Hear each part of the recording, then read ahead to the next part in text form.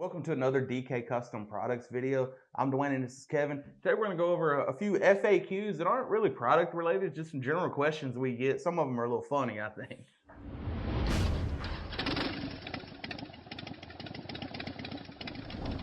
This is a quick video. Let's just dive into the questions. Yeah. So if you guys don't know, I do customer service and I edit these videos you're watching, and that's pretty much what I do here. But a lot of times people will call in and ask me questions that are completely unrelated to any of that. Just people making general conversation, which I'm more than happy to do. So a lot of people call and ask, why do you ride? There's people that are interested in motorcycles that don't even have a motorcycle yet. I'm sure somebody watching this video right now doesn't even own a bike, but they fully intend to. So they're just, gathering information. So they want to, learn about as much as they can. And so they'll ask stuff like, why do you ride? So why do you ride? I don't know why I ride. I literally don't know. It's just something I've done for my entire life. And you enjoy it? I enjoy it. And there's been times where I've been like, when people say I'm in between jobs, where I've been in between bikes for a week or two and I felt homeless. So it's just like not a question. I have a motorcycle and I ride, it's just what I do. And yeah, I enjoy it, but it's just, it's like, why do you watch TV? Like, you just do, So why do you ride, though? Why do I ride? It hasn't changed since I was 6 years old. It's fun. Yeah. I mean, it's just fun. I feel like I'm flying. It's fun to ride. Now, there's one thing that has happened in addition to it being fun to ride since we started DK, and that is I spend a lot of time riding where I'm monitoring stuff or testing things. Yeah. So a lot of the riding I do is for testing. But I ride because it's fun. It's right. That simple. Yeah. So I understand that. So a lot of times we'll be out riding, heat testing and this or that. And I don't look at it as taking the fun out of riding. I look at it as fun workspace, just having fun at work. So that's why I ride. And with all of these questions, we always invite comments. So leave us the reason why you ride in the comments below. So next question is, we get people who write in or call in and say, will your oil filter relocation work on my Goldwing? What's the answer to that, Dwayne? No. Okay. No, we only make parts for Harley Davidson and really only the more popular models of Harleys. What oil do you use in your bike? So I think this is where you and I are at complete different ends of the spectrum. I run the Harley Sin 3 oil. I have absolutely no reason to think it's the best, but it's the most convenient because I'm the type of person that I'm going to put off an oil change until the absolute last minute. I'm going to forget to order it. And then it's like, hey, your bike ready for Sturgis yet? And I'm going to be like, no, I haven't. I need to change the oil. So I'll run to dealership and I'll pick up the Sin 3. And it's worked all right for me so far. I mean, I'm sure there are worse options out there, but I'm sure there's better options out there as well. So what do you run? I run in the engine, Redline. And depending on the temperature I'm riding in, different viscosities, but the majority of my riding the last 6 or 7 years has been in the same 2,000 or 3,000 miles. I might be in 50-degree weather and I might be in 90-degree weather. Yeah. So I'm pretty much just running 20-50 so that it covers all different heat ranges. Yeah. But when I know that for the whole next oil change, I'm going to be riding in 80 or 90-degree weather, I'll run straight 60 weight. That's in the engine. In the transmission, I've always run Redline shockproof. Yeah.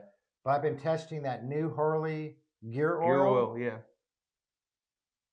And it's got to be 95 to 100% as good as the Redline. Yeah. So that's what's in there right now.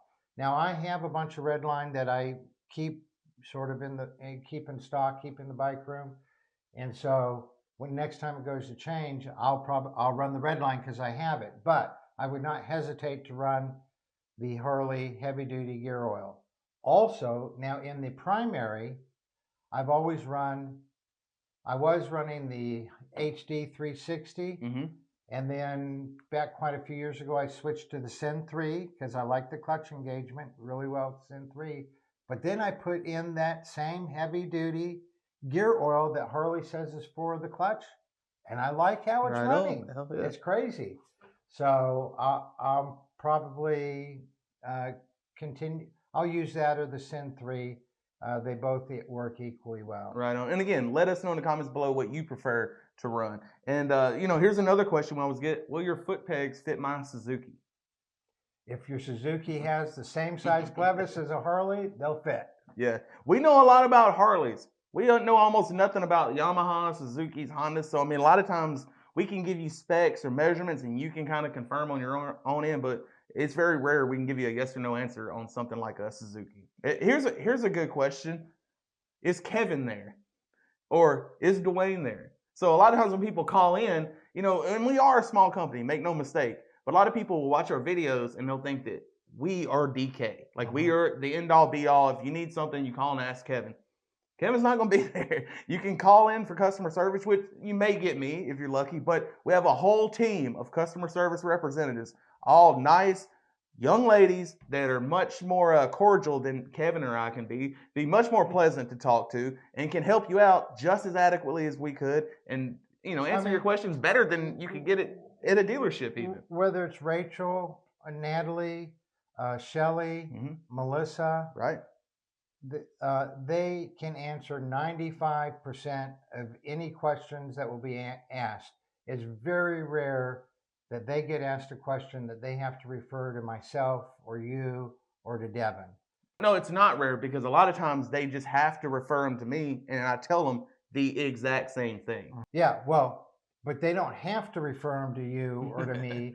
The only reason they're being referred is because someone goes, oh, I'm not going to believe what a woman is telling me. Yeah. But the fact of the matter is, those gals know more about Harleys and about fitment of our parts on Harleys than any technician in a dealership knows. Right. I mean, they're very knowledgeable. They all ride. They all are very familiar with our parts, and you can be assured that they will be able to help you. And if they truly can't, they'll refer you to someone. Right. If you don't want to believe them because they're a female, they'll refer you to someone who will tell you exactly the same thing, so you can believe it because it comes from a guy. That's right. And not only that, the old saying, you catch more bees with honey. They'll give you a lot more honey than I will. They're a lot nicer than I am. I can tell you that a lot of times on the phone. Question. Does our air cleaner fit the Pan America, Harley Pan America? No. No. We don't make any parts. Like I said earlier, we make parts for Harleys, but the more popular models. The Pan America, we look at those as just a sidestep from their lineup. Not the Sportster S. No, sir. No. So you told me of a question you get asked pretty regular that surprised me. Yeah, well, it's not really a question. It's just a wrong observation. A lot of people watch the video and they'll be like, hey, I was watching that video you and your dad did about the oil temperature, and I was like, hold up. Just because I work here don't mean Kevin's my dad. Yeah. That's like everybody that works at Tesla's, Elon's their daddy or something. And we made a video quite a while back, because some people think Dwayne, Kevin, D, K. Right. Devin is the D and DK. Dwayne is in customer service. And how long have we been working together? I've been in customer service for like 8 years. 8 years? Yeah. So we've been working together for a long time, but nope, I'm not his daddy. You are not.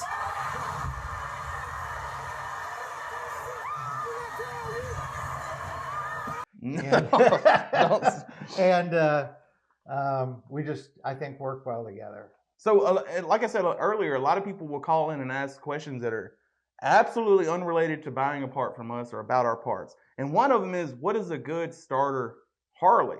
Because we're not going to talk about what's a good starter bike, because I think you should definitely start young and start out on something like a mini bike and dirt bikes and things like that, just to get the basics and the fundamentals as second nature. But beyond that, people will call and be like, I want to get my wife a Harley, or I want to get my son a Harley. So they start asking, what's the best starter Harley?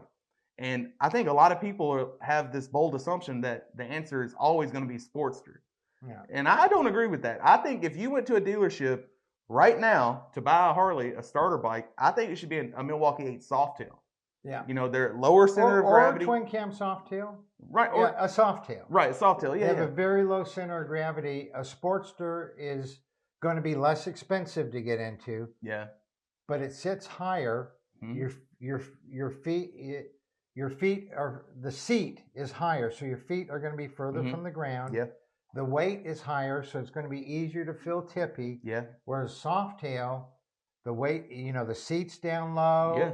There, even a 4'7" person is not going to have trouble touching the ground Correct. on a M8 Softail, or even right, especially something that's, especially even the lower ones like the Deluxe. Yeah, that are they set really low. They yeah. sit lower. The center of gravity is low. They're just as easy, or if not easier, to handle than the Sporty. Yeah, and I think a lot of people get mixed up in the weight. You know what I mean? So it doesn't matter if you're on a fully dressed Ultra or a Sportster. If it leans over that far, you're dropping it anyway. Yeah. You know what I mean? It's more about balance than how much weight you can hold up. Right. So yeah, definitely the Milwaukee 8 Softails. If you're looking to get a Harley, consider that first and foremost. Yeah. They're just now easier some people to operate. ask, what about the Streets? Well, they made the Streets for a while. They've quit making the Streets. Yeah. And the Streets are, even though they're lighter and a little bit lower than the Sporty, they're not as low a center of gravity as the Softail. But you can get into them for less. That's right. We had some fun little questions about parts for Goldwings and Suzukis and Yamahas and Pan Americans and all that stuff. But we do get asked about Indians also. That's right. And very few of our parts fit Indians, but 2 of our parts not only fit Indians, but there are dozens, if not hundreds, of people with Indians who are buying the following 2 parts from us. Right, and the first being the Thunder Torque inserts, which technically the Thunder Torque inserts would work for the Jap bikes, the Yamahas and Kawasaki's, because they are a universal item. We had a guy put them in a damn Jeep Cherokee. So, they just install into your exit and speed up the exhaust gas velocity. Exhaust properties, thermodynamic, that's all universal. Doesn't matter what model bike you have. So there's always a little room for improvement with the Thunder Torque inserts. But I think one thing that I didn't really think of until a customer called in to ask, will our Intimidator valves work in the Indian? And I wasn't aware of this, the Indians would have very similar fork diameters, 39 millimeter, 41 and 49 millimeter. They use a similar damper rod where fluid forces itself through the little hole in the rod. So Indian is on the same primitive page with Harley, how they do their rebound damping on the front suspension. So the Intimidators, if you have 39 millimeter, 41 or 49 millimeter Indian forks, you can use those Intimidator valves for an exceptional result. So some of our parts do fit models that are not Harleys. And another question we get, because I think this came along whenever we started having your toy hauler in the background and whatnot. Does Kevin still ride 30 and 40,000 miles a year? No, I rode 30 and 40,000 miles a year for years and years and years. But when we got the toy hauler and put a video on it, a link to the video on it up in the corner here, I no longer ride that far, because most of those miles we're getting from Mississippi to Colorado, or from Mississippi to Yellowstone, or from Mississippi up to the Northeast. It's getting from where we are, where there's there's no mountains. Yeah. And there's curvy roads, but I mean, the really good curvy roads, the closest ones are like 3 or 4 hours away. So I just, I'm not riding long interstate miles anymore. I ride 10 to 12,000 miles a year now instead of the 30 to 40. But those 10 to 12,000 miles I ride now are better miles. They're better miles because they're only in primo. I do use it as a daily driver, going to the shop and around. But the vast majority of my miles that I do now are going to be in really good riding locations. Right. So no offense to if you live in Kansas, but how many times are you going to enjoy riding through Kansas? Yeah. But once you get to the Colorado Rockies, that's a whole different story. Yeah. So understood. Yeah. I think that's about it for this FAQ. And again, I know I keep saying it, but let us know your answers to these questions down in the comments below. We love comments. And if you have any questions at all about any products on our website, like we said, we have an entire customer service team ready to take your call, or you can always shoot us an email to support@dkcustomproducts.com. You all ride safe out there.